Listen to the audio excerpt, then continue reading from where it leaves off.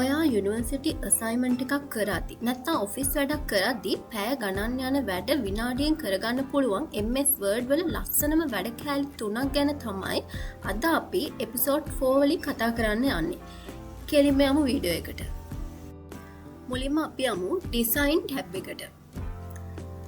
අපේ අසයින්මන්ට් එකට ලස්සන ප්‍රොෆෙෂනල් බෝඩ් එකක් දාන්න මෙන්න මෙතනින් page borders ගිහිල්ලා කැමති බෝඩ් එකක් සිලෙක්ට් කරලා තෝරන්නයි තියෙන්නේ. ඒ වගේම ඩොකියුමන්ට් එක ලස්සන කරගන්න ඩොකියුමන්ට් එකේ බෑග්ග්‍රවුන්ඩ් කලර් එක වෙනස් කරන්න ඕන නම් page color ගිහිල්ලා අපිට කැමති කලර් එකක් යූස් කරන්න පුළුවන්. ඊළඟ වැදගත්ම ටැබ් එක තමයි layout ටැබ් එක.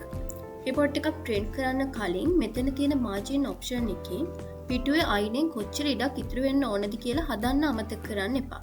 සාමාන්‍යයෙන් normal narrow තමයි අපි පාවිච්චි කරන්නේ. ඊට එහා පැත්තේ තියෙන orientation වලින් පිටුව දිග අතටද පිටුව පළල් අතටද ගන්න කියලා ඔයාලට තීරණය කරන්න පුළුවන්. size වලින් ඔයාලට කැමති size එකක් තීරණය කරන්න පුළුවන්. column වලින් ඔයාලට අවශ්‍ය column දෙකක්ද තුනක්ද කියලා ඔයාලට තීරණය කරන්න පුළුවන්. දැන් අපි එමු insert tab එකට.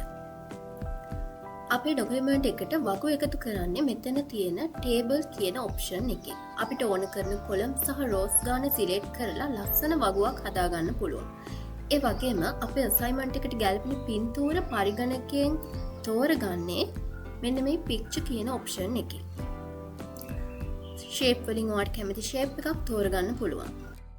පිටු ගොඩක් තියෙන රිපෝට් එකක හැම පිටුවකටම උඩින් සහ පල්ලෙහින් එකම විස්තරයක් දාන්න හෙඩර් සහ footer පාවිච්චි කරන්න පුළුවන්. අපි බලමු මේක කොහොමද කරන්න කියලා.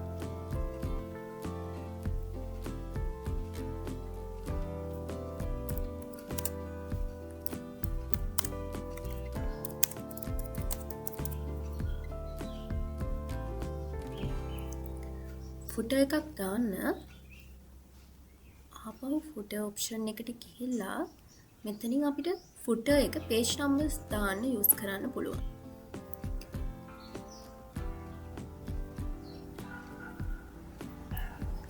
ඔන්න අද අපි insert, design සහ layout tabs වල වැඩ කැලි ටික සරලවම ඉගෙන ගත්තා. වීඩියෝ එක වටිනවා නම් like එකක් දාලා share කරන්න. ඊළඟ episode 5 එකෙන් හමු වෙමු. දැන්ම subscribe කරන්න. සුබ දවසක්.